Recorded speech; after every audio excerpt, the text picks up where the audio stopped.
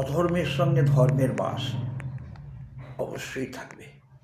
যেমন মন্দের সঙ্গে ভালো, ভালোর সঙ্গে মন্দ, তেমনি ধর্মের সঙ্গে অধর্ম না থাকলে ধর্ম সেখানে রাজ করতে পারে না।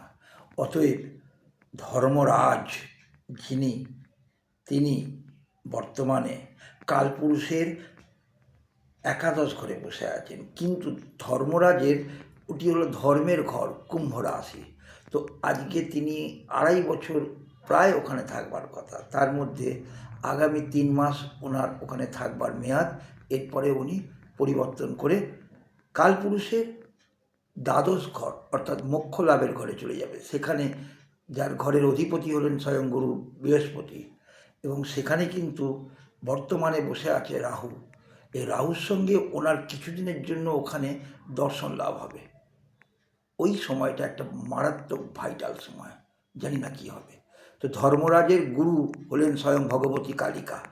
তার পায়ে যদি কেউ নিজেকে সমর্পণ করতে পারে, তো আশা করি সেখান থেকে তাকে বিমুখ হতে হয় না।